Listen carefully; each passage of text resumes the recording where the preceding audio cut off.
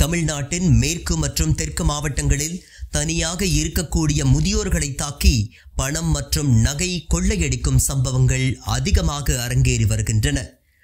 எதிர்க்கட்சித் தலைவர் எடப்பாடி பழனிசாமி வெளியிட்டுள்ள அறிக்கையில், நாமக்கல் மாவட்டம் சித்தம்பூண்டி கிராமத்தில் சாமியாத்தாள் என்ற மூதாட்டி வெட்டி கொல்லப்பட்ட சம்பவம், அதற்கு முன்னதாக பல்லடத்தில் 3 கொலை செய்யப்பட்ட சம்பவம், மேலும் சிவகிரி இரட்டை கொலை சம்பவம் என அடுத்தடுத்து நடந்த கொடூர கொலை சம்பவங்களுக்கு தனது கண்டனங்களை பதிவு செய்திருந்தார்.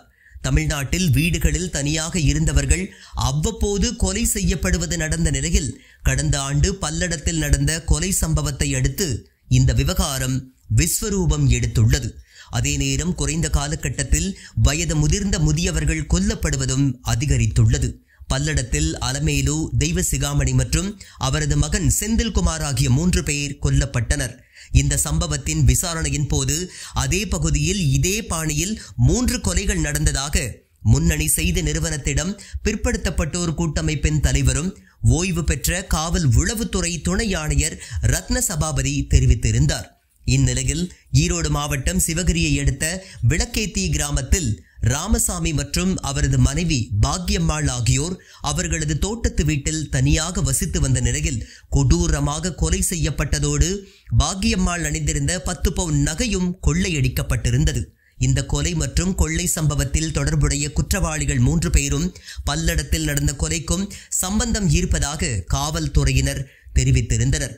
குற்றவாளிகள் 3 பேரும் தோட்டத்து வீடு, சிசிடிவிக்கள் இல்லாத வீடுகள் மற்றும் தெருக்கள், வீடுகளில் தனியாக வசித்து வருபவர்கள் வீடுகளில் கொலை சம்பவத்தை நடத்திவிட்டு கொள்ளையடித்திருப்பதும் ஒத்துப்போவதாக காவல்துறையினரும் கூறியிருந்தனர். இதுபோன்ற கொலைகள் கொங்கு மண்டலத்தில் நடந்திருப்பது அப்பகுதி மக்களிடையே பெரும் அச்சத்தையும் அதிர்ச்சியையும் ஏற்படுத்தியுள்ளது.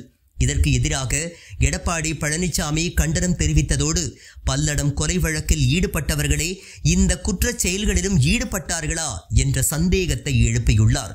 மேலும் முதியவர்களின் பாதுகாப்பு சம்பந்தப்பட்ட வழக்கு ஒன்றில் கருத்து தெரிவித்துள்ள சென்னை உயர்நீதிமன்ற நீதிபதிகள், தமிழ்நாட்டின் கிராமப்புற பகுதிகளில் வயதானவர்களை குறிவைத்து கொலை மற்றும் கொள்ளை சம்பவங்கள் அதிகரித்து வருவது வேதனை அளிப்பதாக கருத்து தெரிவித்திருந்தது.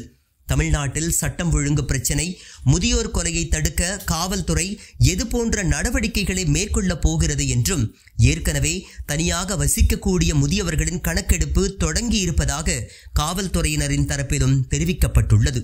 மேலும் தனியாக வசிப்பவரின் வீடுகள் இருக்கும் பகுதிகளுக்கு காவல்துறையினர் சென்று கண்காணிக்க வேண்டும் என்று காவல் ஆணையர் அருண் உத்தரவிட்டிருந்தார். மேலும் கணக்கெடுப்பு எடுப்பது சரிதான் என்றாலும் காவல்துறையினர் முறையாக ரோந்து பணியில் ஈடுபட்டு பொதுமக்களை பாதுகாக்க வேண்டும் என்பதே அனைவரின் கோரிக்கையாக உள்ளது.